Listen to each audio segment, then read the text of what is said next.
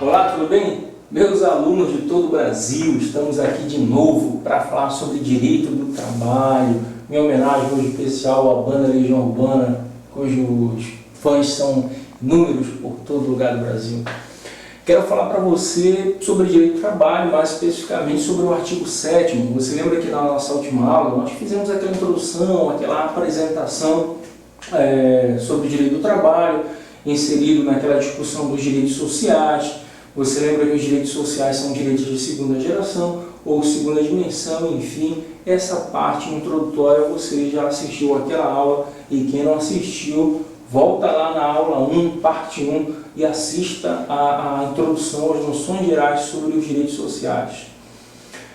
Conforme nós já havíamos combinado, nós vamos falar hoje sobre o artigo 7º. Nós vamos fazer uma série de aulas sobre o artigo 7º, o artigo 7º da Constituição. Quero lembrar a vocês que nós estamos estudando direito do trabalho e vamos partir o nosso curso do estudo dos artigos da Constituição que tocam os direitos sociais.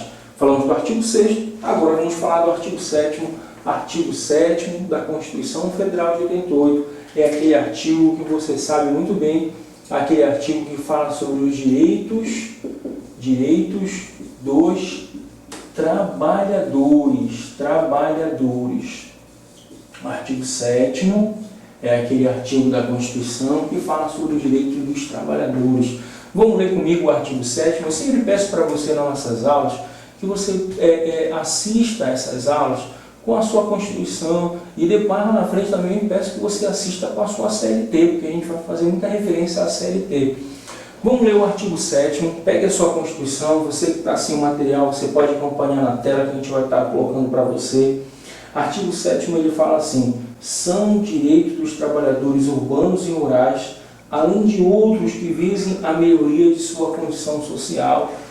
Veja bem que ele fala, olha, nós temos uma série de direitos aqui elencados, mas outros também podem ser incorporados.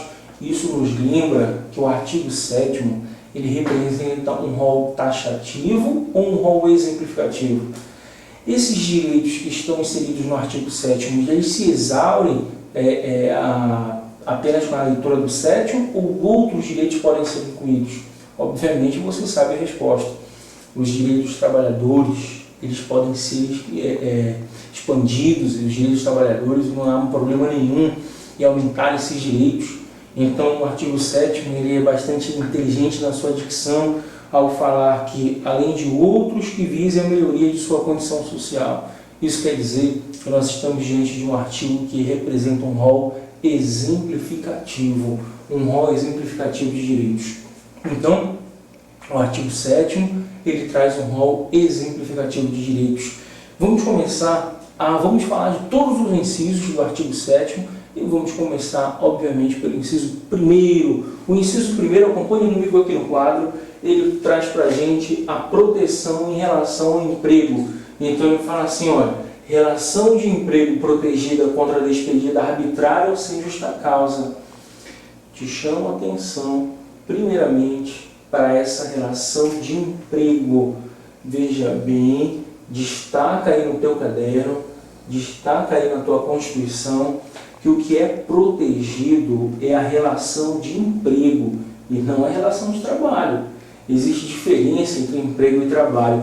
Você já deve ter ouvido uma expressão que diz que trabalho é quando o cara trabalha pesado e emprego é quando não faz nada. Você já ouviu esse ditado? Não tem nada a ver. Para o nosso estudo, um estudo técnico, um estudo para concurso público, isso não tem nada a ver, tá certo? Então, a gente vai ter uma aula específica sobre isso, mas deixa eu te explicar melhor, deixa eu te falar só uma noção. Depois a gente vai aprofundar numa aula específica sobre isso, mas deixa eu te falar uma noção. O emprego, ele é uma espécie de trabalho, entendeu? Há um gênero chamado relação de trabalho que tem uma série de espécies. E uma dessas espécies é a relação de emprego. Aí, para haver uma relação de emprego, é preciso que existam algumas características, como a subordinação, a onerosidade, a habitualidade, enfim. A gente vai falar depois especificamente sobre isso. Mas eu quero te dizer, eu quero te chamar a atenção nesse inciso 1º do artigo 7º, que ele protege a relação de emprego. É a relação de emprego e não a relação de trabalho, beleza? Relação de emprego. Então, meu amigo concurseiro, preste atenção. Relação de emprego protegida contra a despedida arbitrária ou sem justa causa.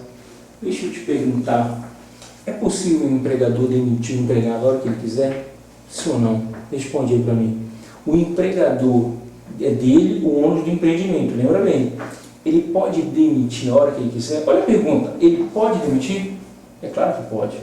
É dele aquele empreendimento, né? É dele o ônus do empreendimento. Ele pode, mas ele tem que pagar as verbas rescisórias, ele tem que pagar as verbas trabalhistas. Essa demissão sem justa causa, que depois a gente vai ter uma aula específica sobre justa causa, você vai entender perfeitamente. Essa despedida arbitrária ou uma despedida sem justa causa, cabe indenização. Sabia que cabe indenização? A própria lei fala, a própria Constituição fala que será estabelecido mediante uma lei complementar uma indenização compensatória. Então, a relação de emprego, ela tem a sua proteção, né, contra a despedida arbitrária ou sem justa causa, tá certo? Que será estabelecido nos termos de lei complementar. Eu te chamo a atenção para uma série de observações desse inciso primeiro. Relação de emprego, lei complementar e indenização compensatória. Entendeu? Muito cuidado com lei complementar. Lei complementar é aquela que é aprovada por maioria absoluta.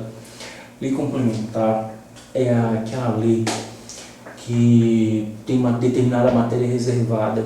Se na hora da prova você se deparar com uma questão dessa e ele trouxer, o elaborador trouxer essa redação do inciso primeiro, mas ele omitir a palavra complementar, vai estar errado. Você nunca deve presumir lei complementar. Lembre, se na hora da prova estiver essa redação, mas o elaborador omitir a palavra complementar, a questão está errada. Você jamais vai presumir lei complementar. Se tiver escrito só lei, é lei ordinária, é aprovada por maioria simples, conforme o artigo 47 da Constituição. Então, lembra, lei complementar tem que estar escrito lei complementar. Quando o legislador ele quis que fosse lei complementar, e assim ele fez no texto da lei, tá certo? Assim ele escreveu expressamente na Constituição que aquela matéria será definida em lei complementar. Olha uma dica, no artigo 7º só aparece lei complementar uma vez, que é nesse inciso primeiro. Durante a leitura do artigo 7º, nós vamos ver que a gente não lê mais a lei complementar. A gente só lê o inciso primeiro, já fica essa dica aqui para você. Quando você encontrar numa questão, inciso 4, inciso 7, inciso 9, inciso 10º, e aparecer lei complementar, de alguma forma lá vai estar errado. Fica essa dica aí para você. Então, essa relação de emprego vai ser protegida contra a despedida arbitrária sem justa causa, nos termos de lei complementar. Vamos no inciso? Vamos no inciso? Acompanhe comigo na tua Constituição. Acompanhe aqui na tela, artigo 7º, inciso 1º. Relação de emprego protegida contra a despedida arbitrária ou sem justa causa, nos termos de lei complementar, que preservará indenização compensatória, dentre outros direitos. Então, perfeito. Falamos tudo que poderíamos falar sobre o inciso 1º. Agora eu quero que você acompanhe comigo o inciso 2º do artigo 7º. Vamos lá então continuar? Estamos falando do artigo 7º, o artigo que insere na Constituição uma relação do direito dos trabalhadores urbanos e rurais, direitos esses que são elencados constituindo um rol exemplificativo. Você está lembrado disso? Rol exemplificativo. Não se exaure nessa leitura. Outros direitos podem ser incluídos no artigo 7º da Constituição. Eu quero chamar a atenção agora para você, depois que nós passamos do inciso 1º, vamos falar do inciso 2º, que ele fala sobre o seguro-desemprego. Seguro-desemprego em caso de desemprego involuntário. Preste atenção, você que vai fazer o concurso do TRT, sobretudo você que vai fazer TRT da 8ª região, a nossa região, Pará e Amapá, mas você que está aí no Brasil inteiro, estudando para passar no concurso do Tribunal Regional do Trabalho. E eu até te chamo a atenção, você que está estudando Direito Constitucional também, porque isso aí pode aparecer na prova de Direito Constitucional, e aí vale para diversos concursos que você esteja se preparando.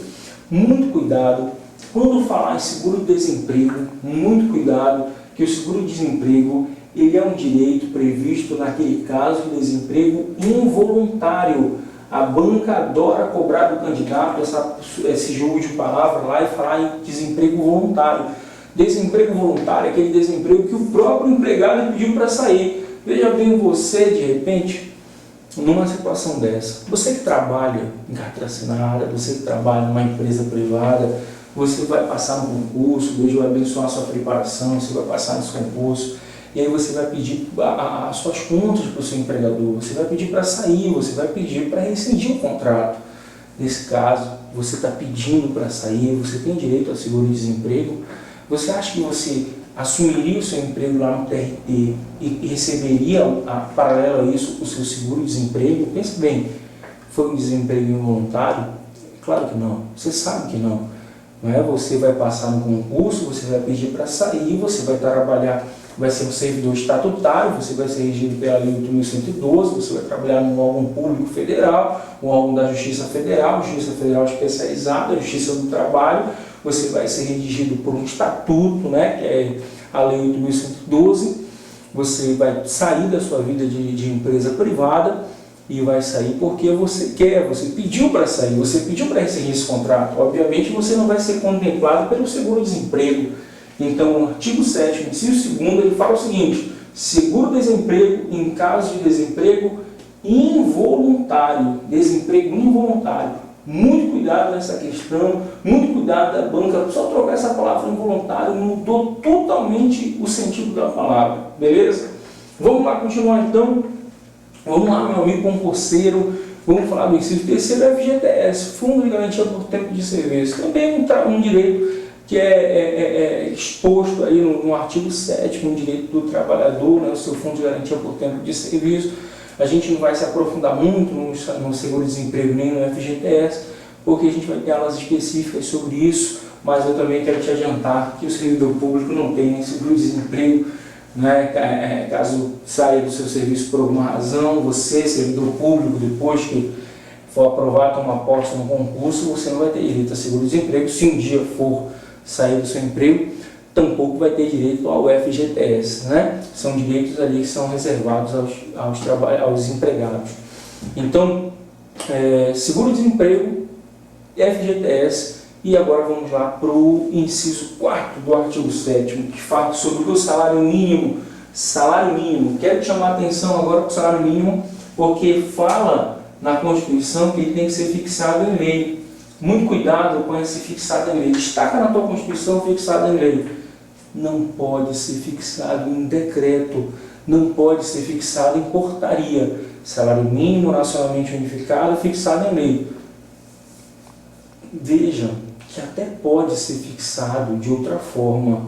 Já houve questões da própria Banca CESP, que vai elaborar o concurso do TRT da 8ª região, falando sobre o salário mínimo e perguntando se ele poderia ser fixado em medida provisória, por medida provisória. Poderia ou não? Poderia. Questão correta, questão muito bacana. Salário mínimo fixado em lei, ou veja bem, pode ser fixado também por medida provisória. Porque você está lembrado que medida provisória tem força de lei. É muito comum no nosso país o salário mínimo ter ajuste no dia 1º de maio, né, que é o dia do trabalhador. Então, no dia 1º de maio, o Poder Executivo ele lança uma medida provisória estipulando o aumento do salário mínimo. Pelo fato do 1º de maio ser um dia histórico, né, simbólico aquele dia, né, contemplar esse direito do trabalhador. Ele só consegue fazer isso através de medida provisória, senão não teria como coincidir o aumento se fosse através de lei, entendeu? Agora a medida provisória tem força de lei, então é possível ser fixado sim por medida provisória. Muito cuidado, chama atenção, se na hora da prova aparecer salário mínimo nacionalmente unificado fixado por portaria, está errado. Salário mínimo nacionalmente unificado pode ser fixado por decreto, está errado. Né? Só pode ser fixado por lei, só pode ser fixado em casos mais especiais, pode ser fixado por medida provisória, que tem força de lei, né? Enquanto ela não for votada, ela tem força de lei, surgindo todos os efeitos como se lei fosse, tá certo? É uma lei, né? É uma lei, tem força de lei, beleza? Então, outra observação que eu sempre estou te falando aqui é do nacionalmente unificado. Vamos ler o inciso 4º? Vamos ler artigo 7º, inciso 4º. Acompanhe comigo aí na tua Constituição, acompanhe comigo no seu material. Artigo 7º, inciso 4º. Salário mínimo fixado em lei, nacionalmente unificado, capaz de atender às suas necessidades vitais básicas e à de sua família. Aí não vai chorar nesse trecho aí que a gente vai ler, olha. Olha o que o salário mínimo ele tem que contemplar. Salário mínimo tem que contemplar as suas necessidades básicas e da sua família, como moradia, alimentação, educação, saúde, lazer, vestuário, higiene, transporte, previdência social. Sei que esse professor já acabou isso aí, meu salário acabou há muito tempo, desde o primeiro tópico, acabou com moradia. Eu sei disso, né? Mas a Constituição elenca uma série de direitos que o salário mínimo ele deve contemplar. Até uma crítica muito forte em torno disso aí, mas são informações que são importantes, né? É o que o salário mínimo busca. Quem sabe um dia nós não tenhamos um salário mais digno no nosso país, né? Que possamos desfrutar pelo menos uma boa parte disso aqui com dignidade. O salário mínimo, falamos aqui os tópicos que o salário mínimo deve contemplar. Eu quero te chamar a atenção no finalzinho, quando ele fala assim: com reajustes periódicos que preservem o poder aquisitivo e sendo vedada a sua vinculação para qualquer fim. Salário mínimo, ele tem que ser vedado a vinculação para qualquer fim, não importa qual seja. A vinculação não pode existir. Por exemplo, assim, o salário mínimo ele vai aumentar só se o Brasil for campeão da Copa do Mundo. O salário mínimo vai aumentar se alguma coisa acontecer. Uma vedação dessa forma, isso não pode existir. Não pode existir vedação para qualquer fim. Então, quero te chamar a atenção: salário mínimo nacionalmente unificado, salário mínimo fixado em lei. Sobre o nacionalmente unificado, também tem mais informação para te dizer. É possível um Estado ele aumentar o salário mínimo e ter um salário mínimo diferenciado do resto do Brasil? É possível. Alguns estados, às vezes o governador fala por aí, alguns estados, o governador anuncia que naquele estado o salário dele, o salário mínimo naquele estado, ele é maior do que em qualquer outro lugar do Brasil. É possível em determinado estado o salário mínimo ser maior do que em outro lugar do Brasil? É claro que não. Cuidado com essa questão. Destaca na tua Constituição quando ele fala o seguinte: nacionalmente unificado, fixado em lei, nacionalmente unificado. Agora, é possível que o piso salarial de determinada categoria tenha diferencial, né? Determinado estado tem um piso salarial diferenciado. Piso salarial é outra discussão, né? A gente não está falando de salário mínimo. Salário mínimo ele tem que ser nacionalmente unificado. Só existe um salário mínimo no nosso país. Nacional. Nem vou falar quanto é que é o salário mínimo, ou depois você deveria falar para te empolgar mais ainda a fazer o concurso público, né? Passar a estudar o concurso. Mas eu não quero que essa aula ela caia de forma, não fique desatualizada, não é tão rápido, porque o salário mínimo acaba mudando e tal. Eu quero que você possa utilizar essa aula por muito tempo, né, na preparação de vários concursos. E também não interessa para um concurso saber exatamente quanto é que é o salário mínimo, porque eles não vão perguntar, tá certo? Não vão perguntar quanto é que é o salário mínimo no nosso país e tal. Não se preocupe com isso. Tudo bem? Vamos ler agora o inciso 5, que ele fala o seguinte: piso salarial proporcional à extensão e à complexidade do trabalho. Inciso 5. Vou ler com você aqui e a gente já vai para o quadro. Vamos lá então, voltando com você, agora ainda na discussão do artigo 7º, vamos falar do inciso 5º, como eu havia lido para você no finalzinho da aula. O inciso 5º ele fala assim: piso salarial proporcional à extensão e à complexidade do trabalho. Veja bem que há uma diferença entre o salário mínimo e o piso salarial. O piso salarial, ele pode, como eu havia falado, ele pode ser definido de forma diferente em cada estado, e o piso salarial ele é proporcional à extensão e à complexidade do trabalho. Tem determinadas categorias que tem um piso salarial tanto, professor tem um piso salarial diferenciado, né? Médico tem outro piso salarial. Então é importante que você saiba numa prova de concurso que esse piso salarial é proporcional à extensão e à complexidade do trabalho. Não confunda o piso salarial com o salário mínimo. Salário mínimo nacionalmente unificado, fixado em lei. Piso salarial proporcional à extensão e à complexidade do serviço. Aí, a partir daí, a gente vai falar de uma série de outros incisos que também falam sobre o salário, mas isso vai ser matéria da nossa próxima aula. Eu quero falar para você que está estudando para concurso, você gostou dessa aula, você quer fazer alguma pergunta, Deixe seu comentário aqui embaixo e não esqueça de se inscrever no nosso canal. Inscreva-se, você vê aqui embaixo, tem uma opção de inscrever-se. Dá uma clicada lá, se inscreva no canal, participe das nossas aulas. Eu vou disponibilizar um curso completo de Direito do Trabalho para você que está estudando para o concurso. Vou também dar umas dicas de língua portuguesa, vou dar umas dicas de redação, vou dar umas dicas de direito constitucional e muita coisa boa que a gente está preparando aí para você. Você que está gostando das aulas, dê uma curtida, vai lá no Facebook, compartilha nossas publicações, procura lá Diego Morfeu, né? E você pode solicitar amizade lá, que eu vou te adicionar, a gente vai ficar trocando informações, eu estou aqui para te ajudar. Você que gosta de estudar, a gente vai estar postando muita coisa boa para você. Gostou do vídeo? Divulgue para os seus amigos, compartilhe o nosso link, dá um like e comenta aqui embaixo. Faça suas perguntas, faça suas críticas, o que a gente pode melhorar, o que você gostaria de ver no nosso canal de estudo.